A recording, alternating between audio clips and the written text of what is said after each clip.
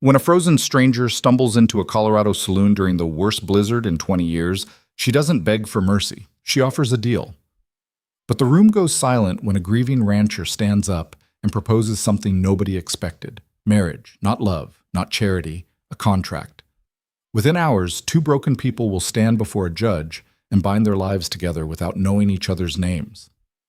What begins as pure survival will become something neither of them saw coming, a legacy that outlasts them both. Stay with me until the end of this story, hit that like button, and drop a comment telling me what city you're watching from.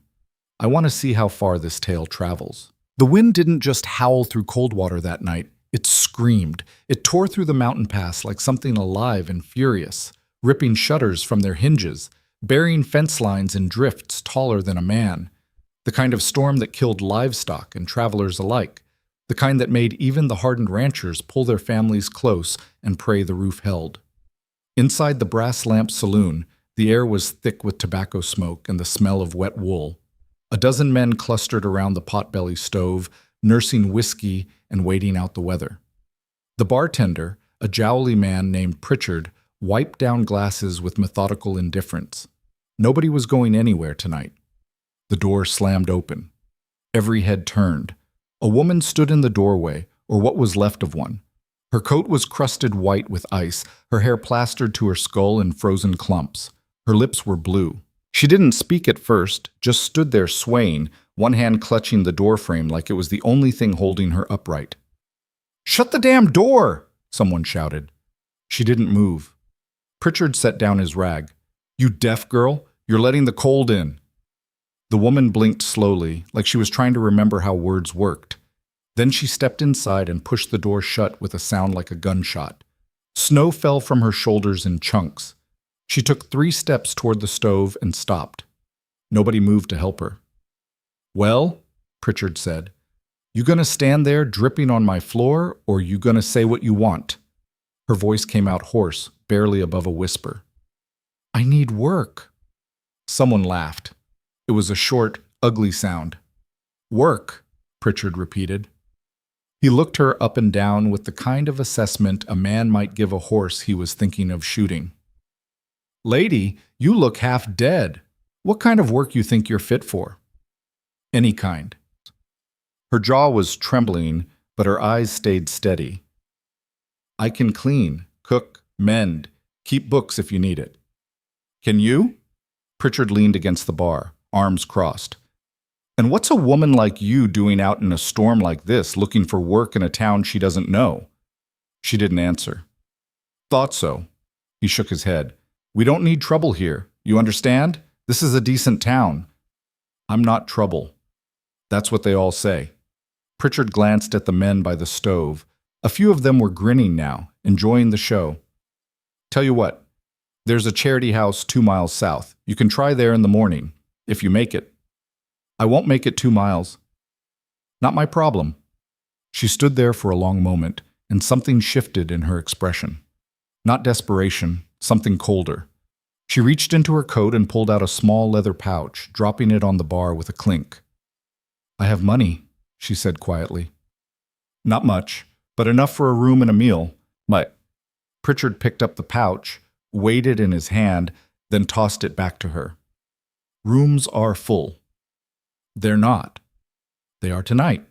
Her fingers closed around the pouch. "Then I'll sleep in the barn." "I'll pay for that."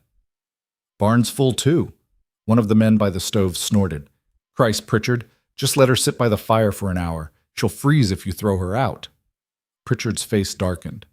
"You want to vouch for her, Miller? You want to take responsibility if she robs us blind or brings the law down on this place?" Miller looked away. The woman didn't plead. She didn't cry. She just stood there with her wet coat steaming in the heat, her hands still clutching that pouch, her face blank as stone. "I'll work," she said again. "I'll do anything. I just need to stay alive." Pritchard opened his mouth to answer, but he never got the chance.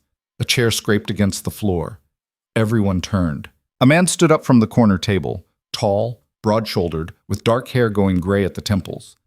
He'd been sitting so still that most of them had forgotten he was there. He didn't say anything at first, just looked at the woman with an expression that was hard to read. Then he spoke. I'll take her. The room went silent. Pritchard blinked. What? I said, I'll take her. The man's voice was low, rough from disuse. She needs work. I need help at the ranch. Caleb, you don't know a damn thing about this woman. I know enough. Caleb Rourke stepped forward, his boots heavy on the wooden floor. He didn't look at Pritchard. He looked at her. You telling the truth? You can cook and clean? She nodded. You run from the law? No. You got people looking for you? She hesitated. No. Caleb studied her for a moment longer, then turned to Pritchard. I'll take responsibility. She works for me. Anything happens, it's on me. Pritchard threw up his hands. You're out of your mind. Maybe? Caleb reached for his coat. But it's my mind to lose. The woman's voice cut through the room, sharp and clear. I'm not a charity case. Caleb paused. Didn't say you were. Then what are you offering? He turned back to her, and for the first time, something like respect flickered in his eyes. A job, room and board, fair wages when the work's done. You pull your weight, you stay. You don't, you go. Simple as that. She searched his face, looking for the lie. Why? Because I need the help, he said flatly. And you need to not die tonight. Seems like a fair trade. It's not. No, he agreed. But it's what I'm offering. She stood there, dripping and shaking, and for a long moment nobody spoke. Then she nodded once. All right. Pritchard laughed, but there was no humor in it. You two are both idiots. Caleb ignored him. He looked at the woman again. You got a name? Alara Vance. Caleb Rourke. He offered his hand. She took it. Her fingers were ice cold, but her grip was firm. Good, Caleb said. Now let's get you warm before you keel over. He led her to the table in the corner and gestured for her to sit. She did, stiffly, like her legs weren't sure they'd hold her much longer. Caleb caught Pritchard's eye and held up 2 fingers. Coffee, and whatever food you've got hot. Pritchard muttered something under his breath but moved to comply. Caleb sat down across from her, studying her in the dim light. She was younger than he'd first thought, maybe late 20s, early 30s, hard to tell under all the grime and exhaustion. Her eyes were gray, sharp despite the fatigue. She had a scar above her left eyebrow, faint but visible. Where'd you come from? He asked. East. That's not an answer. It's the one you're getting. He almost smiled. Almost. Fair enough. The coffee came. She wrapped both hands around the cup and drank like she hadn't seen warmth in days. Probably hadn't. You always this trusting? She asked after a moment. I'm not trusting you, Caleb said. I'm giving you a chance. There's a difference. Why? He looked down at his own cup. Because someone gave me one once. Seemed like the thing to do. She didn't push. The food arrived. Stew, bread, nothing fancy. She ate slowly at first, then faster, like her body was remembering what hunger was. Caleb watched her without comment. When she was halfway through the bowl, she set down her spoon and looked at him. This job, she said. What does it actually involve? Cooking, cleaning, mending, like you said. I've got a ranch about an hour's ride north, just me and a couple of hands. Place has been falling apart since... He stopped. It needs work. I need someone who can handle a house. And that's all? That's all. She held his gaze. You married? Widowed. Kids? No. The hands you mention, they decent men? Decent enough. They know how to keep their hands to themselves. She nodded slowly. And if I take this job, I sleep where? There's a spare room in the house, door locks from the inside. I'll need that in writing. Caleb raised an eyebrow. You don't trust me? I don't trust anyone. This time he did smile, just barely. Smart. He pulled a scrap of paper from his pocket and a pencil, scrawled a few lines, and slid it across the table. She read it carefully. This says I get wages. You do. How much? Standard rate, $20 a month plus room and board. Her eyes narrowed. That's more than fair. I pay for good work. You do good work, you get good pay. She folded the paper and tucked it into her coat. When do we leave? First light. Storm should break by then. She nodded and went back to her stew. Caleb leaned back in his chair, watching her. She didn't look at him again, just ate in silence, like she was storing up every calorie for whatever came next. Pritchard sidled over, wiping his hands on his apron. You're really doing this. I'm really doing this. You don't know a damn thing about her. I know she's got grit, Caleb said quietly. That's more than most. Pritchard shook his head and walked away. The fire crackled. Outside, the wind howled. Alara finished her meal and set the bowl aside. She looked at Caleb with those sharp gray eyes. One more question. All right. You ever hit a woman? The room seemed to hold its breath. Caleb's expression didn't change. No. You ever take advantage of one? No. You planning to start? No.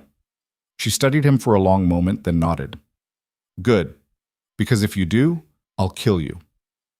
It wasn't a threat. It was a promise. Caleb met her gaze without flinching. Understood. She stood up, swaying slightly. I need sleep.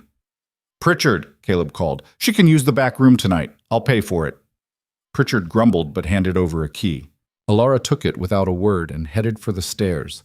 She paused at the bottom step and looked back. Thank you, she said quietly. Caleb nodded. Don't thank me yet. She disappeared upstairs. Caleb sat alone at the table, staring into his cold coffee. Around him, the saloon slowly returned to normal. Conversations resumed, cards were dealt. The stove hissed and popped. Miller wandered over and dropped into the chair Alara had vacated. You're a damn fool, Caleb. Probably.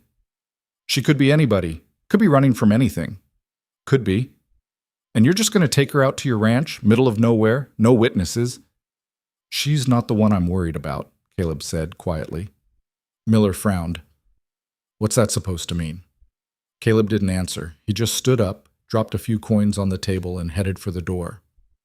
Where are you going? Miller called. To get some air. It's a damn blizzard out there. Caleb pulled on his coat. I know. He stepped outside into the screaming wind and didn't look back.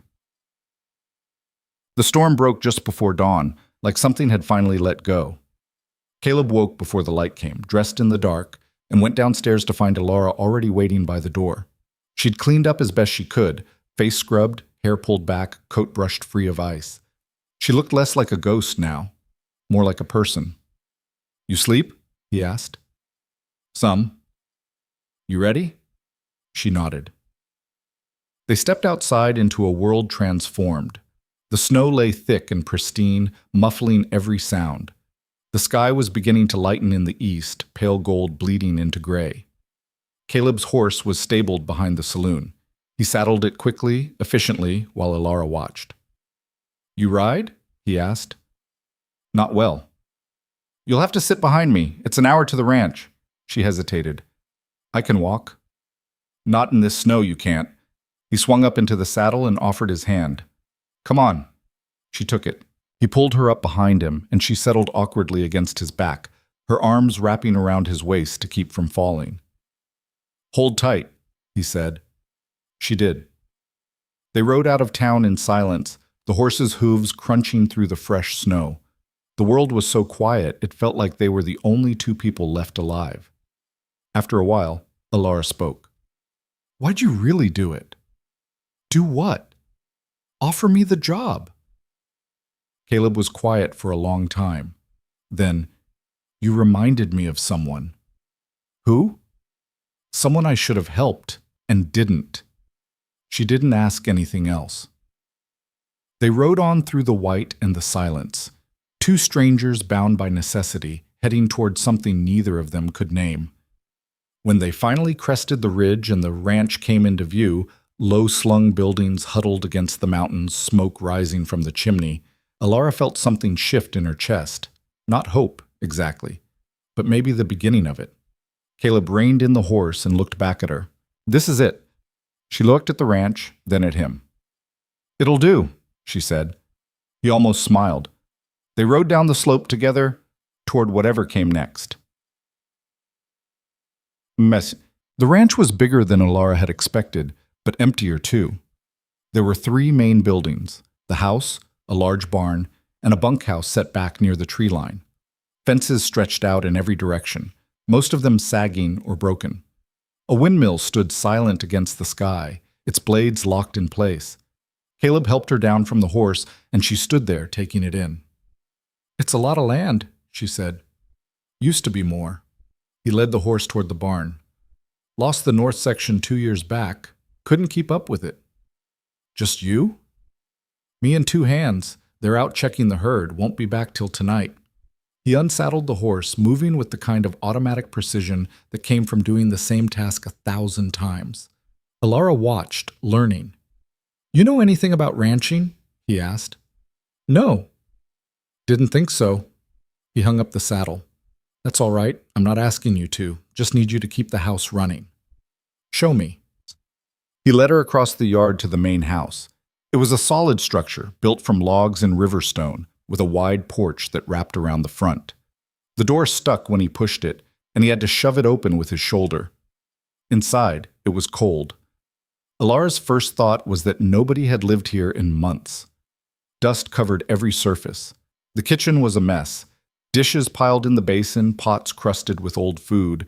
The sitting room was worse, newspapers scattered everywhere, a blanket heaped on the floor, empty bottles lined up on the mantel. Caleb stood in the doorway, not looking at her. "I know it's bad," he said quietly. "It's not that bad." "You're lying." "Maybe." She walked through the room, running her finger along a shelf. It came away black. "But I've seen worse." He looked at her then, really looked. "Have you?" She didn't answer. "I'll show you the rest," he said. There were 3 bedrooms upstairs. The first was clearly his. Unmade bed, clothes in a pile, the smell of stale air and old grief. The second was locked. The third was empty except for a narrow bed and a chest of drawers. "This one's yours," Caleb said. Alara stepped inside. It was plain, clean, cold. A single window looked out over the mountains. "It's fine," she said. "There's blankets in the chest. Stove downstairs will heat the house once you get it going." "I'll manage." He nodded and turned to leave, then stopped. "The locked room." "None of my business," she said. He looked at her for a moment, then left without another word. Alara stood alone in the empty room and let out a long breath. Then she went to work. By the time the sun was fully up, she'd built a fire in the kitchen stove and set water to boil. She cleared the dishes, scrubbing them in near-freezing water until her hands were raw. She swept the floors, knocked down cobwebs, opened windows to air out the stale smell. Caleb came in around midday and stopped in the doorway, staring. "You've been busy." "I told you I could work." He looked around the kitchen, clean counters, swept floor, dishes drying on a rack. "You weren't lying." "I don't lie." "Everyone lies." "Not to people who feed me." He almost smiled again. He did that a lot, she was starting to notice. Came right up to the edge of it, then pulled back. "There's food in the cellar," he said. "Not much, but enough." "You know how to make bread?" "Yes." "Good. I'll be outside if you need me." He left. Alara found the cellar, a dark, cool room stocked with potatoes, onions, dried beans, flour. She carried up what she needed and got to work. By evening, the smell of baking bread filled the house. Caleb came in with his 2 ranch hands, grizzled men in their 40s who looked at her with surprise and wariness. She served them stew and fresh bread without ceremony, then went upstairs while they ate. She heard their voices through the floorboards. "Where'd you find her?" "Coldwater." "What's she doing here?" "Working." "That all?" A long silence. Then Caleb's voice, hard as iron, "That's all." The conversation ended. Alara lay on her narrow bed and stared at the ceiling. Outside, the wind picked up again, rattling the windows. She thought about the locked room, about the way Caleb moved through his own house like a stranger, about the fact that she'd just bet her life on a man she didn't know. But then again, she thought, what life did she have left to bet? She closed her eyes and slept. Days became a week became 2. Alara fell into a rhythm, wake before dawn, build the fire, make coffee, prepare breakfast. After the men left for the day, she cleaned, methodically, relentlessly, room by room. She mended clothes, fixed broken hinges, organized what could be organized. Caleb watched her without comment. The ranch hands, Joe and Thomas, warmed to her slowly. She didn't talk much, didn't pry, didn't ask for anything, just did her work and stayed out of the way. But at night, when she was alone, she found herself standing in front of that locked door. It was always on the second floor, third from the stairs. She never tried the handle, never asked about it, but she wondered.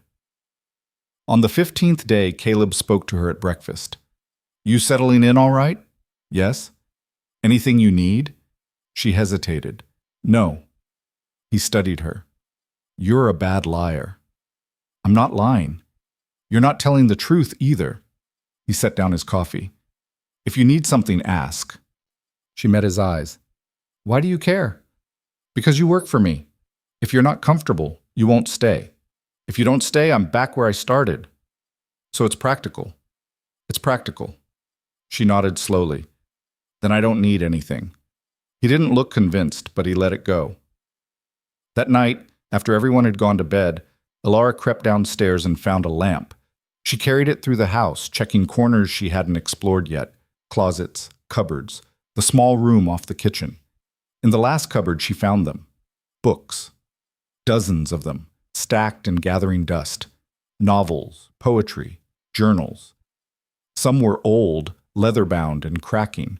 Others were new, pages still crisp. She pulled one out, a collection of Shakespeare's sonnets, and opened it to the front page. There, in careful handwriting, "To my dearest Margaret, may you always find beauty in words. C.R. Margaret." Alara closed the book carefully and put it back. She understood now. The locked room. The empty house. The way Caleb moved through his own life like a man underwater.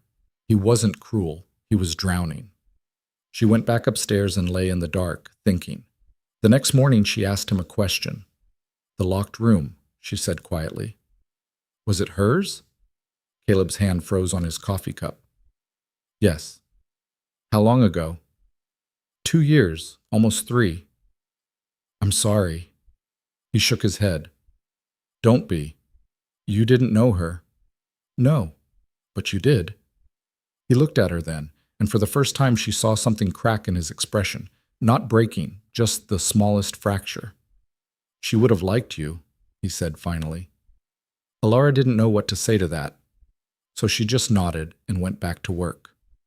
But something had shifted, something small, something that would grow. The crack didn't widen overnight. It sat there, barely visible, like ice beginning to thaw at the edges of a frozen river. 3 weeks in, Alara stopped counting days. It seemed pointless. Each morning looked the same, the sky brightening over the peaks, the ranch spreading out cold and endless, the men moving through their routines like clockwork. She moved with them, her own rhythm matching theirs without ever quite touching. She learned the house the way a blind person might learn a room, by touch, by sound, by the feel of things. The third floorboard from the kitchen creaked. The window in the sitting room stuck unless you lifted while you pushed. The stove ran hot on the left side, cool on the right. She learned Caleb too, though he didn't make it easy. He rose before dawn, always. She'd hear his boots on the stairs, the soft click of the front door, then silence. He'd be gone for hours sometimes, out riding the fence lines or checking the herd. When he came back, he'd wash up at the pump outside, no matter how cold it was, like he was trying to scrub something off that wouldn't come clean. He ate whatever she put in front of him without comment, never complained, never praised, just ate and left. At first, she thought it was anger, or maybe distrust. It took her a while to realize it was neither. It was absence, like he'd hollowed himself out and forgotten how to fill the space back up. One morning, she was kneading bread dough when he came in earlier than usual. His coat was wet with snow, his face red from the wind. "Storm coming," he said, hanging his hat on the peg by the door. "How long?" "Day, maybe 2. He looked at the supplies lined up on the counter. "We have enough?" "For a week if we're careful." He nodded. "Good." He started to leave, then stopped. "You ever been in a real mountain storm?" "No." "It's not like what you saw in town. Out here, you can't see 10 feet in front of you. Wind'll knock you down if you're not careful. If you need to go to the barn or the bunkhouse, you wait for one of us. Understand? I'm not stupid. Didn't say you were. I'm saying the mountain doesn't care how smart you are. She met his eyes. I'll be careful. See that you are. He left. Alara went back to her bread, but his words stuck with her. Not the warning, she'd expected that. It was the way he'd said it, like he actually gave a damn whether she lived or died. She told herself it was still practical, still about keeping his housekeeper alive. But she wondered. The storm hit that afternoon like a fist. One minute the sky was gray and still, the next the wind was screaming and the snow was coming down so thick it turned the world white. Alara watched from the kitchen window as the barn disappeared, then the bunkhouse, then everything beyond the porch. Joe and Thomas came running in, slamming the door behind them. Christ, Joe gasped, shaking snow from his coat. Came out of nowhere. Where's Caleb? Alara asked. Out on the north ridge. He'll hole up in the line shack till it passes. There's a shack out there? Small one. He'll be fine. Done it before. Thomas was already pulling off his boots. We're stuck here till it clears. Hope you got enough food. I do. She fed them stew and biscuits, and they ate by the fire, talking in low voices about the herd and the fences and whether the roof on the bunkhouse would hold. Alara half listened, her mind on that lined shack and the man inside it. She told herself to stop thinking about it. It didn't work. Night came early, the way it did in storms. The wind rattled the windows and howled down the chimney. Joe and Thomas bedded down in the sitting room, and Alara went upstairs to her room. She lay in the dark, listening to the storm, and thought about the locked door down the hall. She'd walked past it every day for 3 weeks. Never touched it, never asked. But tonight, with the wind screaming and the house creaking, she found herself standing in front of it. Her hand hovered over the doorknob. Don't, she thought. She turned it anyway. It didn't budge. Of course it didn't. She stood there for a long moment, then went back to her room and lay down, feeling foolish. The storm raged on. Caleb didn't come back that night, or the next morning. By noon, Joe was starting to look worried. He should have been back by now, he muttered, staring out the window at the wall of white. Maybe he's waiting for it to clear, Alara said. It has cleared, mostly. Thomas came in from checking the barn. I can ride out there. Check on him. Not in this. You'll get lost. So what do? We wait. But Alara could see it in their faces. They were thinking the same thing she was, that something had gone wrong, that Caleb was hurt or worse. She set down the pot she was scrubbing. How far is the line shack? 3 miles, maybe 4, Joe said. Why? If he's not back by sunset, I'm going. Thomas laughed. You don't even know the land. Then you'll tell me how to find it. Lady, you'll die out there. Maybe, but so will he if he's hurt and nobody checks. Joe and Thomas exchanged a look. She's got a point, Joe said finally. She's got a death wish, Thomas shot back. Caleb would kill us if we let her go. Caleb's not here. They argued for another hour, but Alara had already made up her mind. At 3 o'clock, when the snow finally stopped and the sky cleared to a hard, bright blue, she pulled on her coat and boots. You're really doing this, Joe said. I'm really doing this. He sighed and grabbed a rope from the barn. Tie this around your waist. If you get lost, follow it back. That won't reach 3 miles. No, but it'll get you back to the barn. From there you can see the house. She tied the rope. Thomas brought out Caleb's horse, a big roan gelding with a white blaze. He's steady. Won't spook easy. You sure you can ride? I'll manage. She climbed into the saddle, awkward but determined. Joe pointed north. Follow the ridge line. You'll see a stand of pines about 2 miles out. The shack's just past that, down in a hollow. Can't miss it. And if I do? Then turn around and come back. Don't be a hero. She nodded and kicked the horse forward. The cold hit her like a slap. The wind had died down, but the temperature had dropped so low it hurt to breathe. The snow was deep, chest high in places, and the horse struggled through it, snorting and tossing its head. Alara kept her eyes on the ridge line, the way Joe had told her. 1 mile. 2. The stand of pines appeared, dark against the white. She guided the horse down into the hollow, and there it was, a rough cabin, half buried in snow, smoke rising from the chimney. Relief flooded through her. She slid down from the horse and waded through the drifts to the door. "Caleb!" No answer. She pushed the door open. He was sitting by the fire, his legs stretched out in front of him, his face gray with pain. "What the hell are you doing here?" he rasped. "You didn't come back." "So you rode out in a blizzard?" "The blizzard stopped." "Barely." He tried to stand and winced. "You could have died." "So could you." He stared at her, breathing hard. Then he laughed, a short, bitter sound.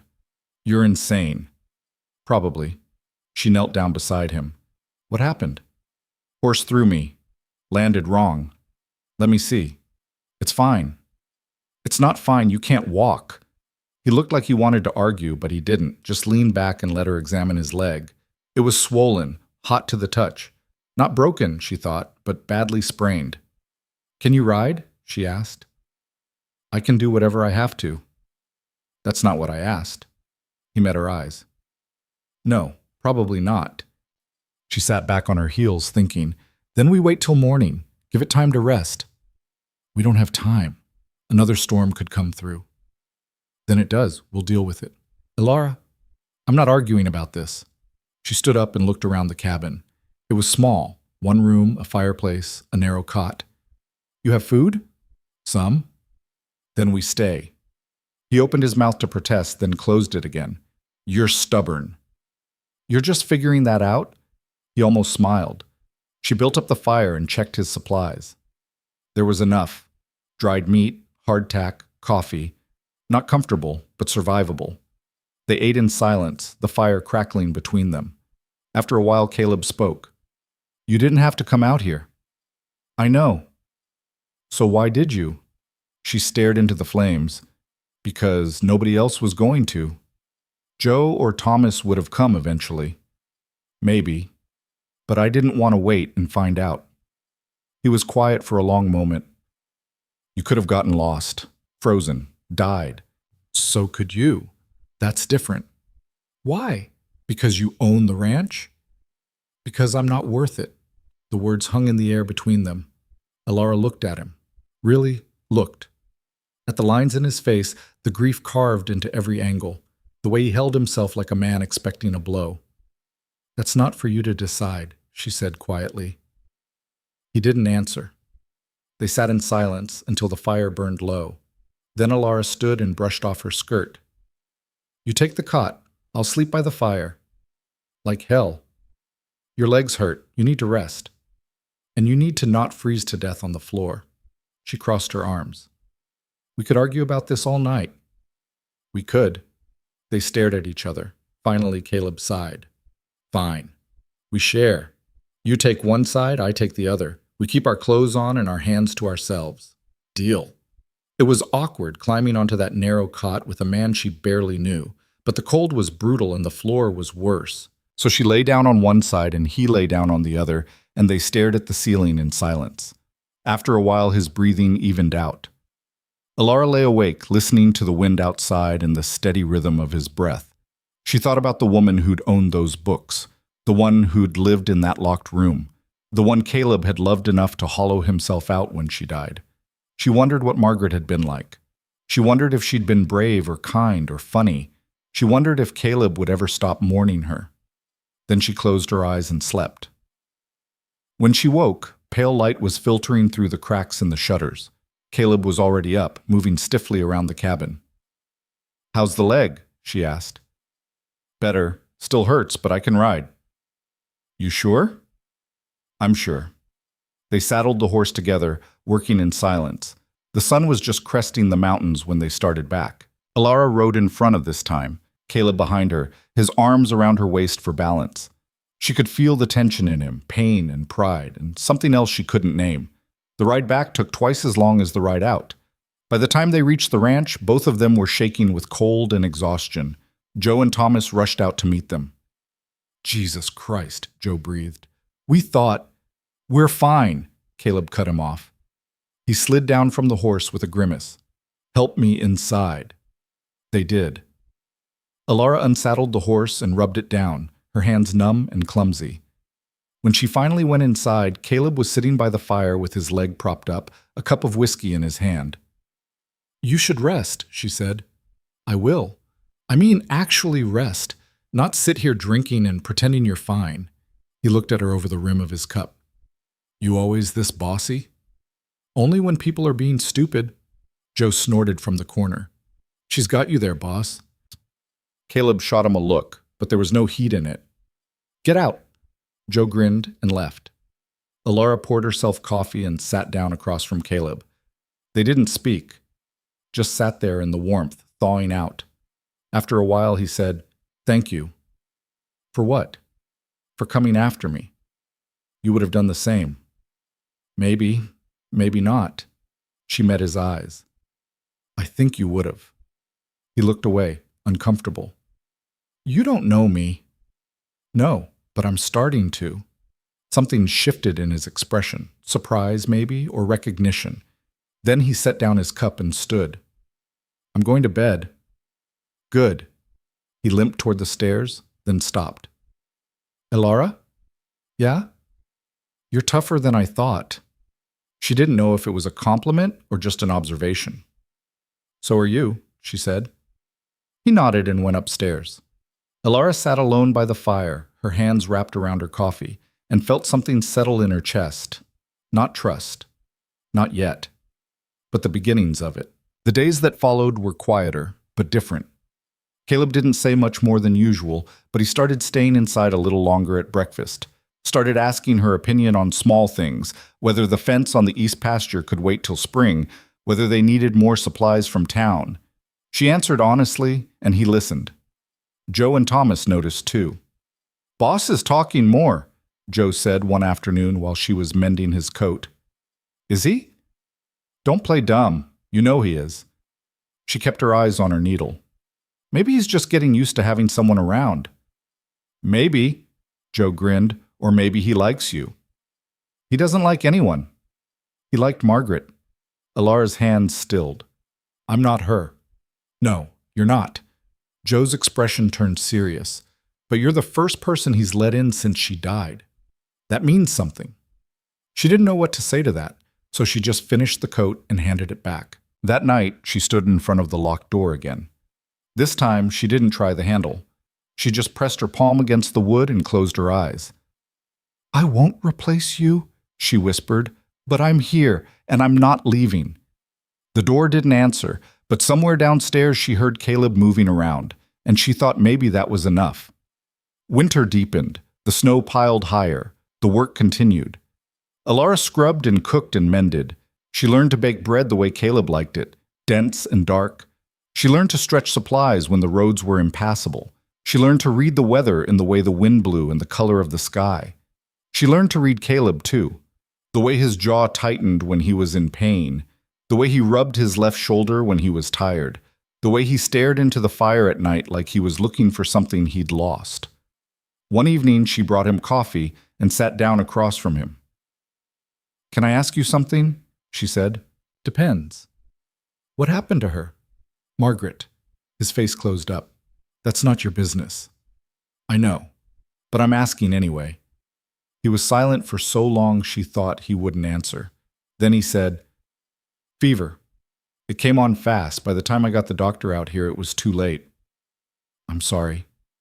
Everyone's sorry. Doesn't change anything. No, it doesn't. He looked at her. Why do you want to know? Because I live in her shadow, and I'd like to know what kind of woman casts a shadow that long.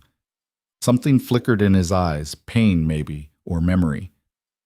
She was good, better than me, better than this place. She deserved more than dying in a cold bed in the middle of nowhere. Did she love you? Yes. Then she got what she wanted. He stared at her. What the hell does that mean? It means if she loved you, she chose this. She chose you. She chose the ranch and the cold in the middle of nowhere. And maybe it wasn't perfect, but it was hers. His hands tightened around his cup. You didn't know her. No, but I know what it's like to choose something hard because it's the only thing that feels real. He didn't answer, but he didn't tell her to leave either. They sat there in the firelight, two people learning how to be less alone. And outside, the snow kept falling. Weeks turned into a month. Then two. Elara stopped thinking about leaving, stopped wondering if she'd made the right choice. She belonged here now, in this cold house, with this broken man and this unforgiving land. She didn't know when it had happened, but it had. One morning, she woke to find Caleb standing in the kitchen with a small wooden box. "What's that?" she asked. "Something I should have given you a while ago." He set it on the table. "Open it." She did. Inside were papers, a contract signed and notarized, her wages recorded and accounted for, and beneath that, a deed. "What is this?" "Your share," Caleb said. 10% of the ranch, legal and binding. You've earned it." She stared at him. "I've only been here 2 months. And you've done more in 2 months than most people do in a year. It's yours." "Caleb, I'm not arguing about this." He met her eyes. "You saved my life. You've kept this place running. You've made it feel like a home again. That's worth more than money." She didn't know what to say, so she just closed the box and nodded. "Thank you." "Don't thank me. You earned it." He turned to leave, then stopped. "There's one more thing." "What?" He pulled a key from his pocket and set it on the table. "The room upstairs. It's yours if you want it. Do whatever you want with it. I won't go in there again." Elara stared at the key. "Are you sure?" "I'm sure." He left before she could say anything else. She sat there for a long time, the key cold in her hand. Then she went upstairs and unlocked the door. The room was exactly as she'd imagined, full of books and memories, and the ghost of a woman who'd loved this place enough to die here. Elara walked through it slowly, touching nothing. Then she opened the curtains and let in the light. The light that poured through those curtains changed everything, not all at once, not with some grand revelation or dramatic moment, just slowly, like snow melting under a March sun, revealing what had been buried underneath all along.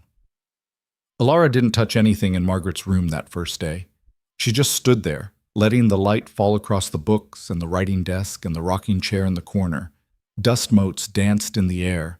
Outside the window, the mountains stretched away forever, white and silent and beautiful in a way that hurt to look at. She understood now why Margaret had loved this place, and why losing her had broken Caleb. She left the room as she'd found it and went downstairs to start dinner. But something had shifted. She felt it in her bones, like the change in air pressure before a storm. Caleb was different too, though he'd never admit it. He started coming in earlier from the fields, started sitting at the kitchen table while she cooked instead of disappearing into his room. He didn't talk much, still didn't, but he was there, present in a way he hadn't been before. One evening, about a week after he'd given her the key, he asked her a question. "What are you going to do with it? The room?" Elara looked up from the potatoes she was peeling. "I don't know yet." "You could use it. Move your things in. It's bigger than where you are now." "It was hers." "She's gone." The words were flat, factual, but Elara heard what was underneath them, the weight of 3 years trying to accept that truth. "I know," she said quietly, "but that doesn't mean she should be erased." He was silent for a moment. "What would you do then?" "I thought I might clean it, organize the books, make it a library maybe, somewhere people can go to read." "People?"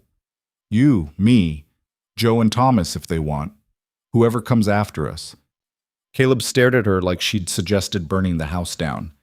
"You want to turn a room into a library. I want to turn it into something living, something that honors what she loved. She loved books." "I know. I found the inscription." His jaw tightened. "You went through her things." "I looked at one book, that's all." She set down her knife. "I'm not trying to replace her, Caleb. I'm trying to make sure she's not forgotten." He stood up abruptly, his chair scraping against the floor. For a moment she thought he was going to yell, or leave, or both. Instead, he said, "Do it." "What?"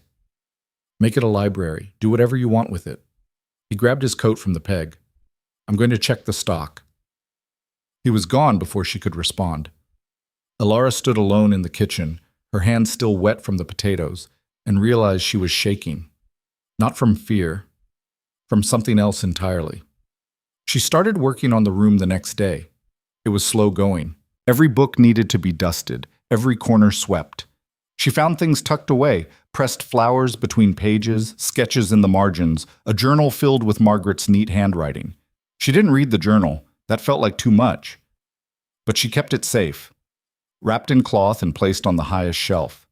Caleb didn't come near the room, but sometimes she'd catch him standing in the hallway, looking at the open door like it was something dangerous. "You can come in," she said one afternoon. "I'm fine out here." "Caleb," I said, "I'm fine." He wasn't fine. She knew that. But she also knew better than to push, so she kept working. Joe helped her build new shelves. Thomas donated a few books he'd had tucked away in the bunkhouse, dime novels and old farming manuals. Alara arranged everything by subject, then by author, creating a system that made sense. It took 3 weeks.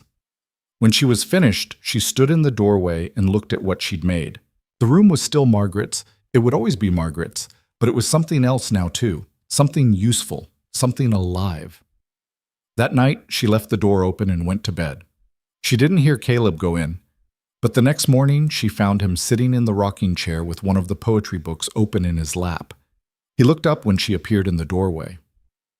"I'm not ready to talk about it," he said. "Okay. But this," he gestured at the room. "It's good. What you did. It's good." "Thank you." He nodded and went back to his book. Alara left him there and went downstairs, her heart doing something complicated in her chest. Spring came slowly that year, like it always did in the mountains. The snow didn't melt so much as retreat, grudgingly, leaving behind mud and dead grass and the promise of green things to come. The creek that ran through the property swelled with runoff, roaring loud enough to hear from the house. Caleb started working longer days repairing fences and preparing the fields. Alara watched him from the kitchen window, saw the way he moved. Purposeful now, less like a man sleepwalking through his own life. She wondered if he noticed. She wondered if she was imagining it. One afternoon, she was hanging laundry when she heard hoofbeats coming up the road. A stranger on a gray horse dressed too fine for ranch country. Caleb came out of the barn, his expression unreadable. The stranger dismounted. "Mr. Rourke?" "That's me." "Name's Harrison. I'm with the land office in Denver." He pulled a paper from his saddlebag. "I'm here about your northern section." Caleb's face went hard. "What about it?" "You're 3 months behind on taxes. If you can't pay by end of summer, the county's going to take it." "I know what I owe." "Do you know how you're going to pay it?" Caleb didn't answer. Harrison glanced at Alara, then back at Caleb. "Look, I'm not trying to make your life harder, but the county needs the money, or the land. Those are your options." "I'll figure it out. You've got till August." Harrison mounted his horse. "After that, it's out of my hands." He rode away. Alara walked over to Caleb. "How much do you owe?" "Doesn't matter." "It does if you're going to lose the land." He turned on her, his eyes fierce. "This isn't your problem. I own 10% of this ranch. That makes it my problem. You own 10% of what's left. If I lose the north section, there won't be much to own." "Then tell me how much." He stared at her for a long moment, then let out a breath. $1,200. She felt the number like a punch. $1,200 was a fortune, more than most people made in 5 years. "Do you have it?" "No." "Can you get it?" "Not by August." She thought fast. "What if we sold cattle early, or timber?" "Cattle aren't ready, and the timber rights are tied up in probate from when my father died. I won't see that money for years." "Then what are we going to do?" He looked at her, and something in his expression softened. "We?" "Yes, we. You think I'm going to sit here and watch you lose this place? It's not your fight, Alara. Like hell it's not." They stood there in the mud in the spring wind, and for the first time since she'd arrived, she saw something like hope in his eyes. "All right," he said finally. "We'll figure it out together." They spent the next week going over the books. It wasn't pretty. Caleb had been managing, barely, but the ranch was running on fumes. Between the cattle prices dropping and the harsh winter killing off part of the herd, there was almost nothing left. "We could take a loan," Alara suggested. "From who? No bank in Denver is going to lend to a ranch this close to failing." What about selling some of the equipment? Need it to work the land. The horses? Same problem. She rubbed her temples. There has to be something. Caleb was quiet for a moment. Then he said, There is one thing. What? Margaret had jewelry, her mother's, worth maybe $500-600 if we sold it. Elara looked at him. Can you do that? Can I? Yes. Will I want to? No. He ran a hand through his hair. But losing this land would kill me faster than selling her things. We don't have to decide now. Yes, we do. Every day we wait is a day closer to August. She reached across the table and put her hand over his. Then we'll do it. But not yet. Let me think. Maybe there's another way. He looked at their hands, hers small and scarred from work, his rough and calloused. He didn't pull away. All right, he said. You think. That night, Elara lay awake going through every option she could imagine. She could write to people she used to know back east, but most of them had made it clear they wanted nothing to do with her after she'd left. And pride wouldn't let her beg. She could try to find work in town, save every penny, but that would mean leaving the ranch, and something in her recoiled at the thought. She could… Wait. An idea hit her, so obvious she couldn't believe she hadn't thought of it before. The next morning, she rode into Coldwater with a bundle under her arm. Pritchard looked up when she walked into the saloon. Well, well, the Ice Queen returns. I need to talk to you. About what? She unwrapped the bundle. Inside were 3 dresses, well-made, expensive, from a life she didn't talk about. I want to sell these. Pritchard picked one up, examining the fabric. Where'd you get dresses like this? That's not your business. Maybe not, but folks'll ask. Let them. He named a price. It was insultingly low. I'll take them to Denver, Elara said flatly. Hold on. He looked at them again. I'll give you 80 for all 3. 150. 100. 120. He sighed. Fine. 120. She took the money and left before he could change his mind. She hit every shop in town that might buy what she had. More clothes, a silver brush, a few books she'd brought with her. By the end of the day, she'd made $300. It wasn't enough, but it was a start. When she got back to the ranch, Caleb was waiting on the porch. Where were you? She handed him the money. Helping. He stared at the bills. Where did this come from? I sold some things I didn't need. What things? Things from before. It doesn't matter. He looked at her, his expression unreadable. You didn't have to do that. I know. Elara, don't. She cut him off. Don't make this into something it's not. You gave me a chance when nobody else would. I'm returning the favor. He was quiet for a long moment. Then he said, Thank you. She nodded and went inside. But that night, when she passed through the sitting room, she found him staring at the money like he couldn't quite believe it was real. Summer came on fast after that, the way it always did in the high country. The snow disappeared completely, replaced by wildflowers and green grass. The work intensified, cattle to move, fences to mend, hay to cut.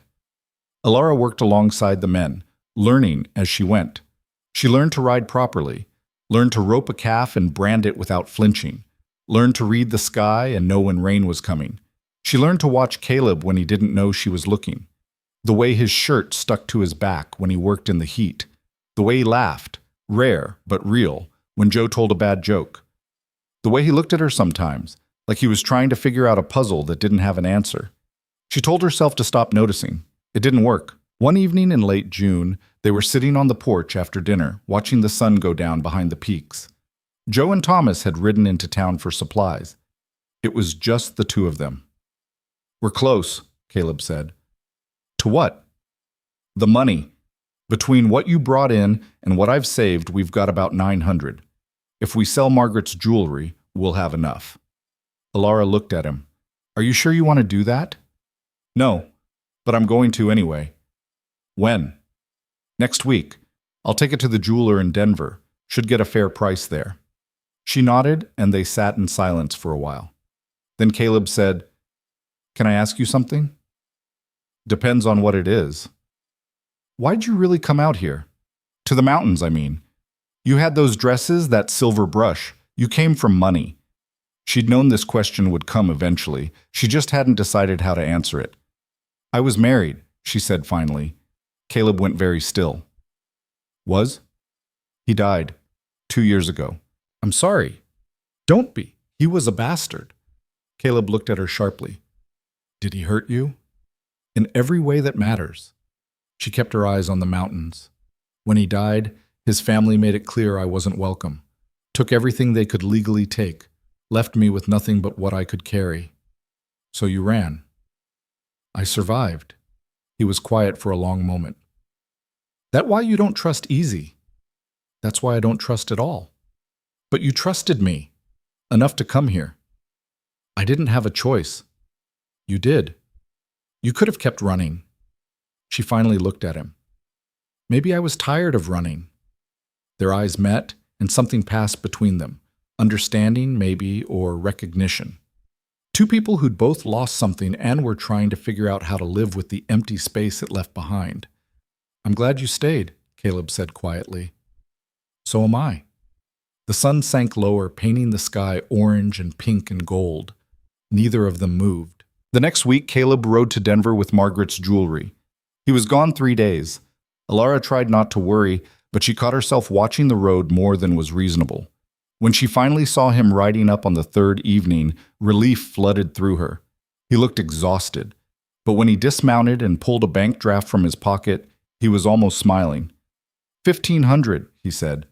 For the jewelry? The jeweler knew quality when he saw it, gave me more than I expected. Alara did the math in her head. That's enough. You can pay the taxes and have money left over. We can pay the taxes. Caleb, you put in $300. That makes you a partner in this. He held out the draft. We pay it together. She took it, her fingers brushing his. They stood there in the fading light, close enough that she could see the flecks of gold in his eyes. Thank you, she said. For what?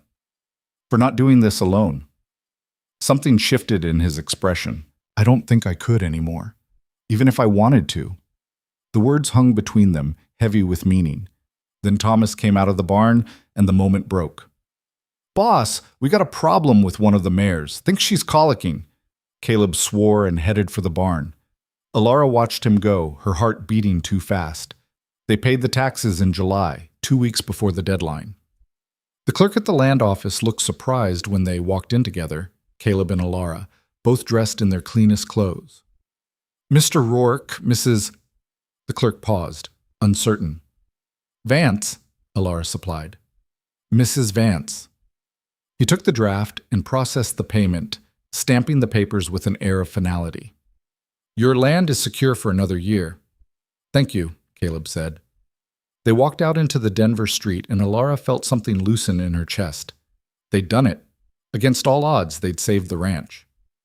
We should celebrate, she said. Caleb raised an eyebrow. Celebrate how? I don't know. Dinner somewhere that isn't the ranch? He looked uncomfortable. I'm not much for restaurants. Then just a drink. One drink, Caleb. We earned it. He studied her for a moment, then nodded. One drink. They found a quiet place near the edge of town, a tavern that was clean but not fancy. They sat at a table in the corner and ordered whiskey. To the ranch, Caleb said, raising his glass. To the ranch, Alara echoed. They drank. The whiskey burned going down, warm and sharp. Alara felt it settle in her stomach, loosening the tension she'd been carrying for months. What happens now? She asked. Now we keep working, build the herd back up, fix what needs fixing. That's it? What else is there? She looked at him across the table, this man who'd given her a chance when she had nothing, who'd trusted her with his land and his grief and his ghosts. I don't know, she said softly. But I think there might be more. Caleb's hand tightened around his glass. Alara, I'm not asking for anything. She stopped, trying to find the right words. I just want you to know that this, whatever this is, it matters to me. He looked at her for a long moment, his expression unreadable. Then he stood up and held out his hand. Come on. Where are we going? Does it matter? She took his hand and let him pull her to her feet. They walked through Denver as the sun set, not talking, just walking, past shops and houses and churches, past people heading home for the night. They ended up at the edge of town, where the buildings gave way to open land, and you could see the mountains in the distance. Caleb stopped and turned to face her. "I'm not good at this," he said. "At what?" "At letting people in, at trusting, at—" He gestured helplessly. "At any of it." "I know. But you make it easier somehow, like maybe I don't have to carry everything alone." Alara's breath caught.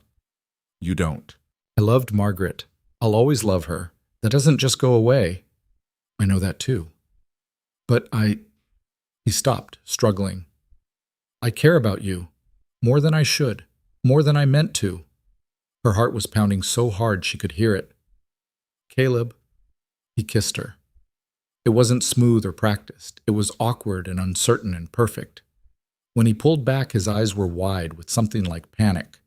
"I shouldn't have—" She kissed him back. This time it was slower, deeper. His hands came up to cup her face, and she leaned into him, feeling the solid warmth of him against her. When they finally broke apart, they were both breathing hard. "Well," Alara said shakily, "that happened." "Yeah." Caleb's voice was rough. "It did." They stood there in the gathering dark, holding on to each other like they were afraid to let go. "What do we do now?" she asked. "I don't know." He pressed his forehead against hers. "But whatever it is, we do it together." "Together," she echoed. And for the first time in 3 years, Caleb Rourke smiled, really smiled, like maybe the world wasn't such a dark place after all. They rode back to the ranch the next morning, side by side. Joe took one look at them and grinned. "About damn time." "Shut up, Joe," Caleb said, but there was no heat in it. Thomas just shook his head. "You two are going to give me cavities, all this sweetness." Alara laughed, and the sound felt strange in her throat, like something she'd forgotten how to do. That night, after the work was done and the men had gone to the bunkhouse, Caleb and Alara sat on the porch together. "I'm scared," she said quietly. "Of what?" "Of this. Of losing it. Of—" She stopped. "Of being happy." He took her hand. "Me too." "What if it doesn't work?" "What if it does?" She looked at him, at this man who'd saved her life without even knowing it, and felt something settle deep in her bones. "Okay," she said. "Okay." They sat there in the darkness, their hands intertwined, and watched the stars come out one by one over the mountains. And somewhere in that locked room upstairs, among the books and the memories and the ghost of a woman who'd loved this place, Alara could have sworn she felt something like approval. Like Margaret was saying, "Take care of him, take care of this place." "I will," Alara thought. "I promise." The night deepened around them, and neither of them moved to go inside. They just sat there together, watching the world turn. The world didn't change overnight just because two people finally admitted what had been growing between them for months. The sun still rose over the same mountains. The cattle still needed tending. The fences still needed mending. Life on a ranch didn't pause for feelings, no matter how new or terrifying they were. But something had shifted all the same. Caleb started reaching for her hand when they sat together in the evenings. Started kissing her forehead when he passed her in the kitchen.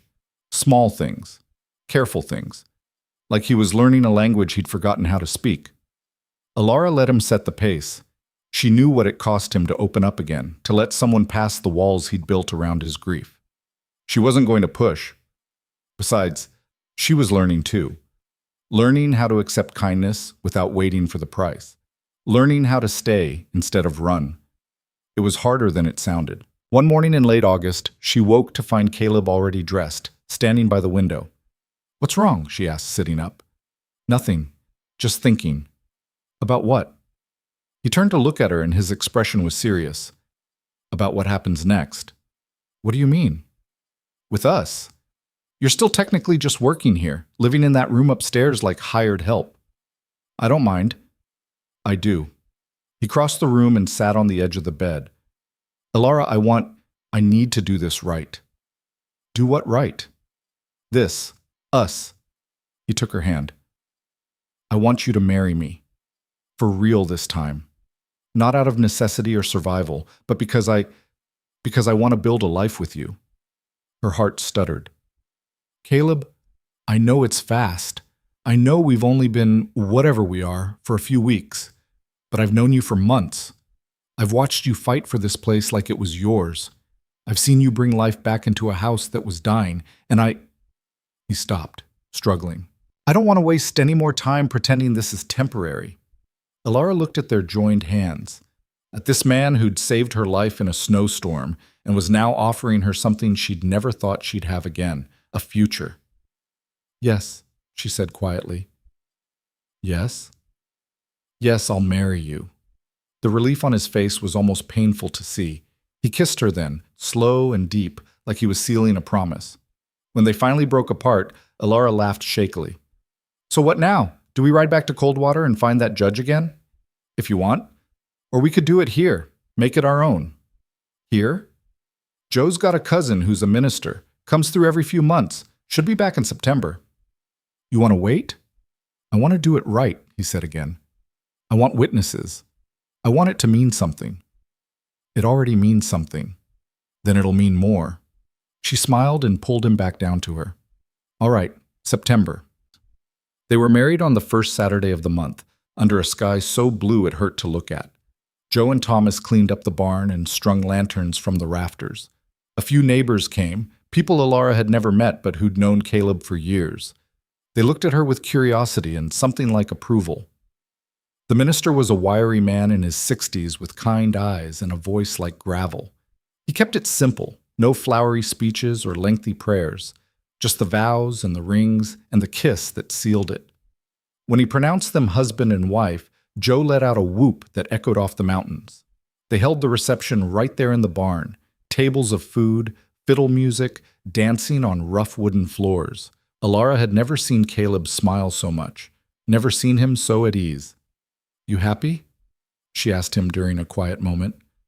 Yeah, he said, and he sounded almost surprised. I am. Good, because you're stuck with me now. I can live with that. They danced until her feet hurt, and the lanterns burned low. When the last guest finally left and they walked back to the house together, Alara felt something settle in her chest. This was real. This was hers. This was home. The first year of their marriage wasn't easy. They fought about stupid things, how to organize the pantry, whether to sell the yearling calves early or wait, who forgot to close the gate and let the chickens out. Normal things. Married things. But they also learned each other in ways that mattered. Alara learned that Caleb had nightmares sometimes, that he'd wake up gasping and need her to hold him until the panic passed. Learned that he hated being idle, that he'd work himself into the ground if she didn't make him stop. Learned that he was kinder than he let on, that he'd give away his last dollar to someone who needed it more. Caleb learned that Alara was stubborn as hell when she thought she was right. Learned that she had a temper that flared hot and fast, but never lasted. Learned that she sang while she worked, old songs she'd learned as a child, and that the sound of it made the house feel alive. They learned how to be partners, how to share the weight of running a ranch and a life. It wasn't always smooth, but it was real. One night in December, almost a year to the day after she'd stumbled into that saloon, Alara stood in the kitchen making bread and realized she was happy. Actually happy. The thought stopped her cold. Caleb came in stamping snow from his boots and found her standing there, her hands covered in flour, tears running down her face. What's wrong? Nothing, she said, laughing and crying at the same time. Nothing's wrong. That's the problem. He crossed the room and pulled her into his arms, flour and all. You're not making sense. I'm happy, Caleb. For the first time in I don't even know how long, and it scares me. Why? Because things this good don't last. Because every time I've had something worth keeping, it got taken away. He held her tighter. I'm not going anywhere. You don't know that. No, but I'm not planning on it. He pulled back to look at her. And neither are you. So we've got that going for us. She laughed despite herself. That's your reassurance? We're not planning to leave? It's It's the best I've got. She kissed him, tasting salt and love and the certainty that maybe, just maybe, this time would be different. Spring came again, and with it, news that changed everything. Alara missed her monthly bleeding in March, then April. By May, there was no denying it. She told Caleb over breakfast, trying to keep her voice steady. "I'm pregnant." He froze, his coffee cup halfway to his mouth. "You're sure?" "I'm sure." He set down the cup very carefully. Then he stood up, walked around the table, and pulled her to her feet. How do you feel?" "Terrified," she admitted. "And happy. And terrified." "Yeah." He pressed his forehead against hers. "Yeah, me too." "You're okay with this?" "Okay with it?" He pulled back to look at her. "Alara, He stopped, swallowed hard. "I never thought I'd have this. A family. After Margaret died, I thought that was it. That part of my life was over. And now? Now I'm scared as hell, but I want this. I want this with you." She felt the tears coming again and didn't try to stop them. "We're going to be terrible at this." "Probably." He kissed her. "But we'll figure it out." The pregnancy was hard. Alara was sick for months, couldn't keep anything down. She lost weight instead of gaining it, and Caleb hovered like a worried shadow. "You need to eat something," he'd say, bringing her broth or crackers or whatever he thought she might keep down. "I'm trying." "Try harder." "Don't tell me what to do." They fought about it constantly, about her stubbornness, about his hovering, about the fact that she refused to slow down even when she could barely stand. Joe finally intervened one afternoon when he found them arguing in the barn.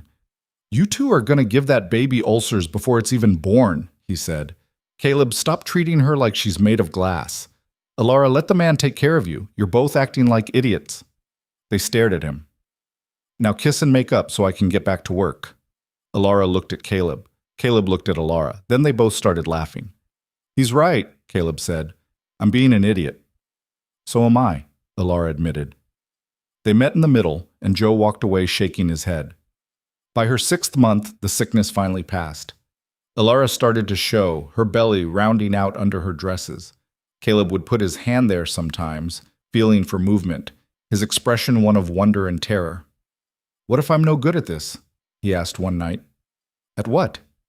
"Being a father." Alara rolled over to face him. "You'll be fine." "You don't know that." "Yes, I do. Because you care. Because you'll try. That's more than most kids get." He was quiet for a moment. "I never knew my father. He died when I was 2. My mother raised me and my brother alone." "You have a brother?" "Had. He died in the war." Caleb's jaw tightened. "I don't talk about it much." "I'm sorry." "Don't be. It was a long time ago." He paused. "But I think about him sometimes, about how he'd have been a good uncle, about how my mother would have loved to meet you." Alara took his hand and placed it on her belly. "Then we'll tell this one about them, about your mother and your brother and Margaret. We'll make sure they know where they came from." "You do that? Tell them about Margaret?" "She's part of this family too, part of what made you who you are. Of course I'll tell them." He kissed her then, soft and grateful. The baby kicked against his palm, and they both felt it. Their daughter was born on a cold November morning, screaming her way into the world with a fury that matched her mother's. The birth was long and brutal. Alara labored for 18 hours while Caleb paced outside and Joe kept the fire going and Thomas rode for the midwife. When it was finally over and the midwife placed the baby in Alara's arms, she looked down at the tiny, red-faced creature and felt her heart crack open. "She's perfect," Caleb whispered, his voice thick. "She's loud," Alara said, but she was smiling. They named her Anna Margaret Rourke. Caleb cried when Alara told him the name. Actually cried, tears running down his face without shame. "You don't have to," he started. "I want to," Alara said. "She deserves to be remembered, and our daughter deserves to carry something beautiful." He held them both then, his wife and his daughter, and Alara thought she'd never seen him look so complete. The next few years blurred together in a haze of sleepless nights and small victories. Anna was a handful from the start, willful and curious, and afraid of nothing. She was walking by 10 months, climbing everything by a year. Alara spent half her time chasing the child and the other half marveling at her.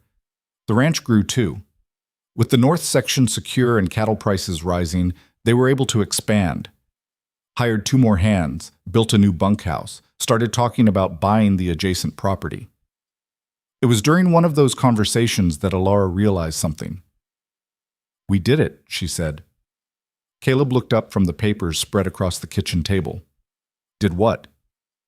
"Built something. Something real and lasting." He glanced at Anna, who was playing with blocks in the corner, then back at Alara. "Yeah, I guess we did." "You don't sound surprised." "I am, though. Every day I wake up and can't quite believe this is my life." "Good surprise or bad surprise?" "Good." He reached for her hand. "Definitely good." Anna toddled over and grabbed onto Alara's skirt. "Mama, up!" Alara lifted her onto her lap. "What do you need, little one?" "Book?" "You want a story?" "Story." Caleb stood. "I'll get one from the library." He returned with a worn copy of fairy tales and settled into his chair. Anna immediately reached for him, and he pulled her onto his lap, opening the book. Alara watched them together. Her husband's deep voice reading about princes and dragons, her daughter's rapt attention, and felt that same dangerous happiness swell in her chest. She still waited for the other shoe to drop sometimes, still braced for disaster. But it never came. 2 years later, their son was born, Thomas, named after the ranch hand who'd become like family. He was quieter than Anna, more cautious. Where she charged headlong into everything, he hung back and observed. "He's like you," Alara told Caleb one evening, watching Thomas carefully stack blocks while Anna knocked them down. "Poor kid." "I'm serious. He's got your eyes, your way of thinking things through. And Anna's got your stubbornness. I prefer to call it determination." "You would." They were sitting on the porch, the way they had that first night in Denver when everything changed. The children were inside with Joe, who'd become their unofficial grandfather. "You ever think about that night?" Alara asked. "In the saloon?" "All the time." "Do you regret it, offering me that job?" He turned to look at her, and his expression was serious. "Not for a single second." "You?" "No." She leaned her head on his shoulder. "Best decision I ever made was saying yes." "Second best." "What was the first?" "Marrying me." She laughed. "That was the same decision, you idiot." "Was it? I distinctly remember 2 separate proposals." "Fine. Then my third best decision was having your children." "Only third?" "Don't push your luck." He kissed the top of her head, and they sat in comfortable silence as the sun set. Inside they could hear Anna bossing Joe around and Thomas giggling. Normal sounds. Family sounds. "I love you," Caleb said quietly. "I know." "That's it? Just I know?" She tilted her head up to look at him. "I love you too. Happy now?" "Yeah." He smiled. "Yeah, I am." The years continued to pass, marked by seasons and milestones. Anna started school in Coldwater, riding in twice a week with Caleb. Thomas followed a few years later. The ranch continued to grow, prosperous now in ways Caleb had never imagined. They built a new barn, expanded the house, added a proper dining room and another bedroom for guests they rarely had. Alara turned the library into a gathering place, opening it up to neighboring families. Women would come on Sunday afternoons to borrow books and share gossip. Children would sit on the floor listening to stories. It became something bigger than just Margaret's memory. It became a gift to the whole community. One afternoon, a young woman showed up at the door, her eyes desperate in a way Alara recognized. "I heard you sometimes help people," the woman said. "People who need work." Alara looked at her, at the worn dress and frightened eyes and the way she held herself like she was ready to run. "Come in," Alara said. "Let's talk." The woman's name was Sarah. She'd left a bad situation in Denver and had nowhere to go. Alara gave her a job helping with the house and the children, and Sarah stayed for 3 years before moving on to start her own business in town. She wasn't the last. Over the years, others came, women mostly, but sometimes men too. People who needed a chance and couldn't find one anywhere else. Ilara gave them the same thing Caleb had given her: work, dignity, and a choice. Some stayed, some left, but they all remembered. "You're building something," Caleb said one night, watching her write a letter of recommendation for a young man heading to Denver. "We're building something," she corrected. "This is your ranch too." "No, this particular thing, this is all you." He came to stand behind her chair. "You're giving people what someone gave you. That's not nothing. It's just the right thing to do. That's what makes it matter." She finished the letter and turned to face him. "Do you ever think about how different things could have been? If Pritchard had actually helped me that night, if you hadn't been there?" "Sometimes, but not as much as I used to." "Why not?" "Because this is the life we have, the life we built. What's the point in wondering about the one we didn't?" She stood and wrapped her arms around him. "When did you get so wise?" "Must have picked it up from my wife." "Liar." He kissed her, still easy after all these years, still right. From upstairs, they heard Anna yelling at Thomas about something. Caleb sighed. "I'll go. We'll both go."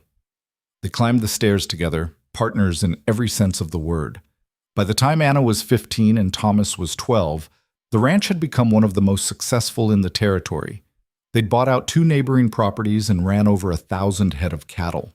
Caleb had hired a foreman to manage the day-to-day operations, freeing him up to focus on breeding and expansion. Ilara ran the house and the books, managed the hands' wages, and continued her quiet work of helping those who needed it. They'd become something neither of them had ever expected, pillars of the community. People asked Caleb for advice on ranching. They asked Ilara for help with everything from sick children to failing businesses. The Rourke name meant something now, meant stability and fairness and a hard-earned kind of respect. One evening, sitting at the dinner table with their children, Caleb looked around and felt something close to contentment. Anna was arguing with Thomas about whether horses or dogs were smarter. Thomas was ignoring her and reading a book. Ilara was trying not to laugh at both of them. "Dad," Anna said suddenly, "did you always want to be a rancher?" Caleb set down his fork. "Why do you ask?" "Just wondering. Thomas wants to be a veterinarian. I'm thinking maybe a lawyer. Did you always know?" "No, I kind of fell into it. This was my father's ranch, then my mother's. When she died, it became mine." "Did you like it when you first started?" He thought about that, about the years of loneliness and grief, about the weight of running a place by himself. "Not at first," he admitted, "but I grew to love it." What changed? He looked at Ilara. She was watching him with those sharp gray eyes, a small smile on her face. "I stopped doing it alone," he said. Anna rolled her eyes. "That's so sappy." "You asked. I regret it now." But she was smiling. After dinner, Caleb and Ilara walked out to the fence line, the way they often did in the evenings. The sun was setting over the mountains, painting everything gold. In the distance, they could see the herd grazing peacefully. "Think the kids will want this someday?" Caleb asked. "The ranch?" "Anna might. She's got your stubbornness." "My stubbornness? That's rich coming from you." "Thomas is more interested in books and science. He might go a different direction." "Would that bother you?" Ilara thought about it. "No, I want them to choose their own lives. The way we did. We didn't exactly choose. We kind of stumbled into this." "Maybe. But we chose to stay. We chose to build something. That's what matters." He pulled her close. "I couldn't have done this without you." "Yes, you could have. You just wouldn't have wanted to." "Same thing." She laughed and leaned against him, and they stood there watching the sun go down over the land they'd built together. 2 broken people who'd found each other in a storm and made a life that neither of them had seen coming. It wasn't perfect. There were still hard days and harder years, still losses and setbacks, and moments when they wondered if they were doing anything right. But it was theirs, and that made all the difference. The years didn't slow down just because Caleb and Ilara were getting older. If anything, time seemed to speed up, seasons blurring together, children growing faster than seemed possible, the ranch changing in ways both expected and not. Anna left for law school in Denver when she was 18, stubborn and brilliant, and so much like her mother it hurt to watch her go. Thomas followed 2 years later, heading to veterinary college in Chicago. The house felt enormous and empty without them. "It's too quiet," Alara said one morning, sitting at the kitchen table that suddenly felt too big. Caleb looked up from his coffee. "They'll be back." "For visits. It's not the same." "No, but it's right. They're living their own lives." "I know." She traced patterns on the wood grain. "Doesn't make it easier." He reached across and took her hand. His knuckles were swollen with arthritis now, the joints stiff on cold mornings. She had gray in her hair and lines around her eyes. They were both past 50, moving into the part of life where everything started to hurt. "We always knew this day would come," he said. "Knowing something and living through it are different things." "Yeah," he squeezed her hand. "They are." Joe had retired the year before, moving into a small house in Coldwater. Thomas the ranch hand had died of a heart attack 2 winters back. New men worked the land now, younger faces with different names. The world was changing, and sometimes Alara felt like she and Caleb were just trying to keep up. But the ranch endured, and so did they. One afternoon in late spring, a visitor came up the road in an automobile, one of the new Ford Model Ts that were becoming more common even in the mountains. Caleb watched it approach with the suspicion of a man who'd spent his whole life with horses. "What fresh hell is this?" he muttered. Alara laughed. "It's just a car, Caleb. They're not going to kill you. Give them time." The driver was a young man in a suit carrying a leather satchel. He introduced himself as Robert Harrison, grandson of the land officer who'd come decades ago with the tax notice. "My grandfather told me about you two," he said, accepting the coffee Alara offered. "Said you were the most determined couple he'd ever met. Saved your ranch against all odds." Caleb shifted uncomfortably. "We did what needed doing." "That's actually why I'm here. I'm writing a book about successful ranches in Colorado. Your story, how you built this place up from near bankruptcy, it's exactly the kind of thing people want to read about." "We're not interested in being in a book," Caleb said flatly. "I understand your hesitation, but no. You don't understand." Caleb's voice was firm, but not unkind. "This is our life, not a story. We're not looking to share it with strangers." Harrison looked disappointed, but nodded. "I respect that. But if you ever change your mind, we won't." After he left, Alara turned to Caleb. "You could have been nicer." "I was plenty nice. I didn't throw him out. He just wanted to tell our story." "Our story's not for telling, it's for living." She studied him for a moment, then smiled. "When did you get so philosophical?" "Must be old age." "We're not that old." "Speak for yourself. I feel ancient." She walked over and wrapped her arms around him from behind. "You're not ancient. You're seasoned." "Like a piece of jerky?" "Exactly like that." He laughed, and the sound still made her heart lift after all these years. That summer, Anna came home with news. She'd passed the bar exam and was joining a law firm in Denver, and she was engaged to a fellow lawyer named Michael Chen. "You're getting married?" Alara asked, trying to keep her voice steady. "Next spring. I want to have it here, if that's okay. At the ranch." Caleb looked up from his plate. "Your mother planned our wedding in about 2 weeks. You're giving us a year's notice?" "I want it to be perfect." "Nothing's perfect," Alara said automatically, then caught herself. "But we'll do our best." Anna's wedding was beautiful in the way that mattered, full of people and laughter and love. They held it in the same barn where Caleb and Alara had married, decorated with wildflowers and lanterns. Anna wore her grandmother's locket, the one piece of jewelry Caleb had kept when he sold the rest. Michael was a good man, serious and kind, and clearly devoted to Anna. Watching them take their vows, Alara felt tears slip down her face. Caleb handed her his handkerchief without a word. "She's so grown up," Alara whispered. "She is." "When did that happen?" "Gradually, then all at once." Thomas came home less often. His work kept him busy in Chicago. But when he did visit, he'd spend hours walking the property with Caleb, talking about the land and the herd and whether to invest in some of the new breeding techniques being developed. "He's got a good head for this," Caleb said one evening after Thomas had left. "Better than mine, probably." "Don't sell yourself short. You built this place." We built it. Fine. We built it. But he's got new ideas, good ones. Caleb was quiet for a moment. He asked if he could come back after he finishes school, set up a veterinary practice here, work with the ranch. Alara felt hope bloom in her chest. What did you say? I said yes, if he's sure that's what he wants.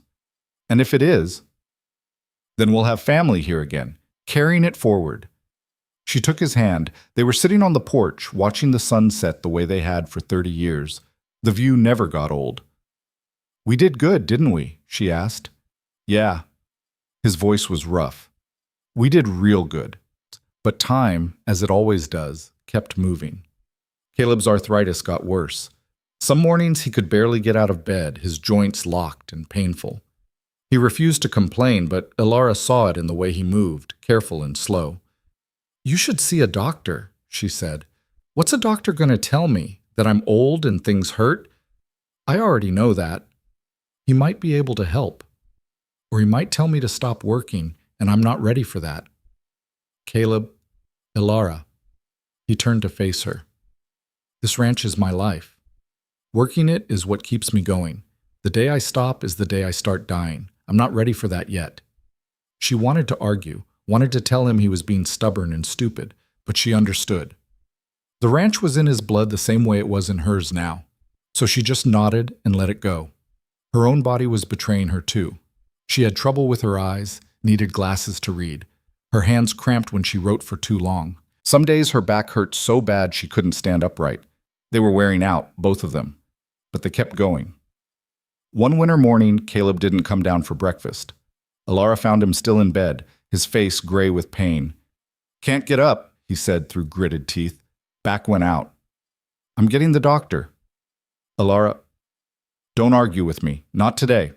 The doctor confirmed what they both knew. Caleb's body was breaking down. Years of hard work and old injuries were catching up with him. You need to slow down, the doctor said. Maybe think about selling the ranch. Moving somewhere easier. Caleb's face went hard. Not happening. Mr. Rourke, I said no. After the doctor left, Alara sat on the edge of the bed. We could, sell it, move to town, be closer to doctors and stores and die of boredom inside a year. Caleb shook his head. This is our home. I'm not leaving it. Even if it kills you to stay. Especially then. I want to die here, Alara. In this house. On this land. Not in some sanitized room in town. She felt tears prick her eyes. You're not dying. Not yet. Not yet, he agreed. But someday. And when that day comes, I want it to be here. You're the most stubborn man I've ever met. That's why you married me. No, I married you because you were the only one stupid enough to offer. He laughed, then winced. Don't make me laugh. It hurts. She leaned down and kissed him. Then stop being funny. Thomas came home that spring, fresh from graduation. He set up a small veterinary practice in Coldwater and moved into the foreman's house on the ranch. Having him there eased something in both Caleb and Alara, the knowledge that the ranch would continue, that all their work wouldn't die with them. Anna visited when she could, though she was busy with her law practice and her own growing family. She had 2 children now, a boy and a girl, and watching them run through the house where their mother had grown up made Alara's heart ache in the best way. They love it here, Anna said one afternoon, watching her daughter chase chickens. This is their heritage, Alara said, same as it was yours. Do you think they'll want it someday? The ranch? I don't know, but it'll be here if they do. You and Dad, you've built something incredible. You know that, right? Alara looked at her daughter, this brilliant, successful woman who'd come from nothing but 2 people who refused to give up. We just did what needed doing, she said. No, you did more than that. You built a legacy. The word hung between them, heavy with meaning. That evening, Alara mentioned it to Caleb. Anna thinks we built a legacy. That's a fancy word for a ranch. Is it just a ranch, though, or is it more than that? He thought about it. I guess it's whatever people make of it. To us, it's home. To the kids, it's where they grew up. To the people you've helped over the years. He paused. I don't know what it is to them, but it's something. Something good? Yeah, something good. She leaned against him, and they sat in comfortable silence. Years passed in that peculiar way they do when you're old, slowly and quickly at the same time. Days dragged, but seasons flew. One moment it was spring, the next it was winter again. Caleb's health continued to decline. Some days were better than others, but the trend was clear. He spent more time sitting on the porch, watching others work the land he'd once worked himself. I hate this, he said one afternoon. Being useless. You're not useless. You're supervising. I'm sitting on my ass while younger men do my job. Your job now is different. It's teaching, passing on what you know. He didn't look convinced. Alara sat down beside him. Do you remember that night in the line shack when you hurt your leg and I came to get you? Of course. You hated needing help, hated not being able to ride back on your own. So? So you're doing the same thing now, fighting against something you can't change instead of accepting it. He was quiet for a long moment. I don't know how to be anything but a working rancher. Then learn the way you learned everything else. I'm too old to learn new things. Bullshit. You're never too old. She took his hand. We're in this together, remember? Like we've always been. He squeezed her fingers. Yeah. Together. One autumn afternoon, Alara had an idea. Let's go to town, she said. Caleb looked up from his book. Why? Because I want to. Because we never do anymore. Because I want to see the saloon where we met. That old place? It's probably not even there anymore. Then we'll see what replaced it. Come on. When's the last time we did something just for fun? He couldn't argue with that. They drove into Coldwater. Thomas drove them, since neither of them trusted themselves behind the wheel anymore. The town had changed dramatically. Paved streets now instead of mud. Electric lights. Automobiles parked where horses used to be tied. But the brass lamp was still there. It looked smaller than Alara remembered, shabbier. But the sign was the same, and when they walked in, the layout was familiar. Pritchard was long dead. The new owner was a younger man who didn't know them, but he served them whiskey at the same corner table where they'd sat that first night, and for a moment Alara could almost see them as they'd been, two desperate strangers making a bargain. I was so scared, she said quietly. You didn't look it. I was terrified. Of the storm. Of the future. Of what would happen to me. But you came anyway. You trusted me. I didn't have a choice. You did. You always had a choice. She looked at him across the table, at this man who'd saved her life in more ways than one. His hair was white now, his face lined and weathered, but his eyes were the same, steady and kind and unmistakably his. Best choice I ever made, she said. Second best. Don't start. He smiled, and they drank their whiskey and watched the world go by outside the window. Alara got sick in the winter of her 73rd year. It started small, a cough that wouldn't go away, tiredness that sleep didn't fix. By spring, she was weak enough that climbing stairs left her breathless. The doctor in Coldwater sent her to Denver for tests. The diagnosis came back quick and brutal, lung disease, probably from years of smoke and dust. Nothing to be done except make her comfortable. She told Caleb on the drive home, her voice steady. How long? He asked. Maybe a year, maybe less. His hands tightened on the steering wheel. There has to be something. There isn't, I asked. Alara, don't. She put her hand on his arm. Don't make this harder than it is. I've had a good life, a better life than I ever expected. I'm not angry about this. Well, I am. I know. But being angry won't change anything. They drove in silence for a while. Then Caleb said, I'm not ready to lose you. I know, but you're going to have to be. She made it through the summer, though each day was harder than the last. Anna came home to help, taking leave from her practice. Thomas was there every evening, checking on her with a doctor's eye and a son's heart. Caleb barely left her side. You don't have to hover, she said one afternoon, watching him watch her. I know. But you're going to anyway. Yeah, she smiled. Still stubborn after all these years. Look who's talking. They sat together in the library. Margaret's library, Alara's library, everyone's library now. The walls were lined with books, old and new, collected over decades. I'm glad I did this, Alara said, looking around. Made this room into something living. Margaret would have liked it. You think? I know, she loved sharing things. She'd have loved seeing people use these books. I wish I could have met her. Caleb was quiet for a moment. She'd have liked you too. You're more similar than you think. How so?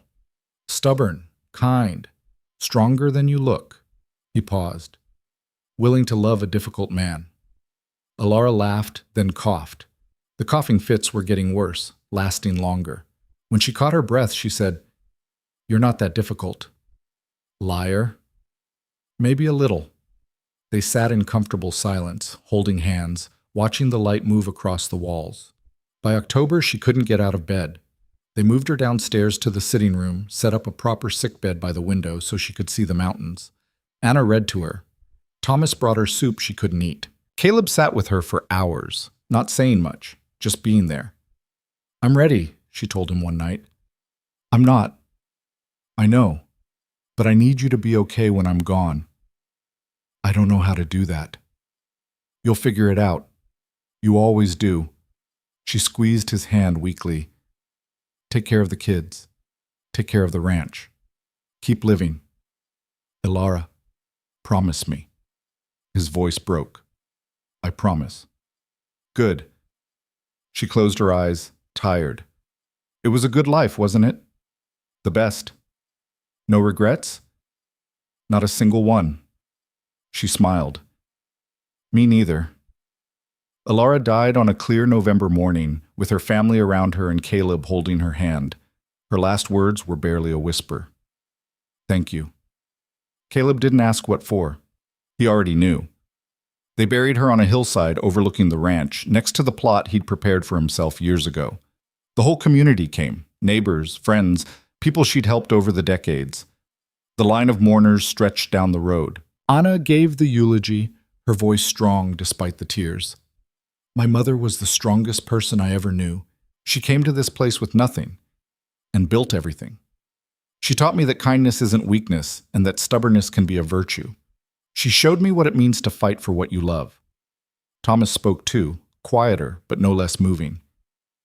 She made our house a home, made strangers into family, made a life worth living out of nothing but will and work. Caleb couldn't speak, just stood at the grave with his children on either side of him, staring at the coffin being lowered into the ground. After everyone left, he stayed. I don't know how to do this without you, he said to the fresh dirt. I don't know how to keep going. The wind blew cold off the mountains, and somewhere in the distance a cow bellowed. Life continued, indifferent to grief. The months after Alara's death were the hardest of Caleb's life. He moved through each day mechanically, doing what needed doing but feeling nothing. Anna stayed for a while, but she had her own family to get back to. Thomas was there, but he couldn't fill the emptiness. Nothing could. Caleb spent his evenings in the library, surrounded by books and memories. Sometimes he'd pick up the journal he'd saved, Margaret's journal, and read entries from 40 years ago. Sometimes he'd sit in the rocking chair Alara had loved and just stare at nothing. You need to eat, Thomas would say. I'm not hungry. Dad, I'm fine. He wasn't fine. They both knew it. But then spring came, the way it always did. The snow melted. The creek ran high. Green things pushed up through the dead grass, determined to live. And one morning, Caleb woke up and realized he was still breathing. Still here. Still responsible for the life Alara had helped him build. He got out of bed and went downstairs and made coffee. Then he walked outside and looked at the ranch spreading out before him. The land they'd saved, the home they'd made, the legacy they'd created together. Okay, he said to the morning air. Okay. He lived for another 8 months. Not miserably, but quietly. He spent time with his grandchildren when they visited, helped Thomas with the practice when he could, sat on the porch and watched the seasons turn. He was ready when his time came, ready to be with Alara again. His children were with him at the end, Anna holding one hand, Thomas the other. The ranch, he started. We'll take care of it, Thomas said. I promise. Your mother, we know, Dad, Anna said gently. We know. He smiled. Good. That's good. He closed his eyes and didn't open them again. They buried him next to Alara on the hillside, together again the way they'd always been. 20 years later, Anna's grandson stood on that same hillside looking at the two graves. He was 12 years old and visiting the ranch for the summer. His grandmother had told him stories about Caleb and Alara, about the blizzard and the bargain and the life they'd built from nothing. Is it true? He asked Anna, who'd brought him up here. All of it? Every word. They really saved the ranch? They did more than that. They created something that lasted. She gestured at the land below, still working, still thriving, still in the family. This place exists because two people refused to give up, because they chose each other and chose this life and made it work. That's pretty cool. It is. He looked at the graves again. Do you miss them? Every day. Anna's voice was thick. But they're still here, in a way, in the land, in the stories, in all of us. The boy thought about that. I want to do something like that, build something that lasts. Then you will. You've got their blood in you. They stood together in the mountain wind, 3 generations removed from that desperate night in a saloon, and felt the weight of legacy settle on young shoulders. Below them, the ranch stretched out toward the mountains, still standing, still strong, still a testament to what two people could build when they refused to let go. The Rourke Ranch would stand for another 100 years, passing through hands and generations, changing and growing, but never forgetting its foundation. And on that hillside, 2 graves stood side by side, marking the resting place of 2 people who'd found each other in a storm and built a life that outlasted them both. From survival to legacy, from strangers to partners, from a single desperate night to a story that would be told for generations. It was, as Alara had said in her final moments, a good life, the best life. And it was enough.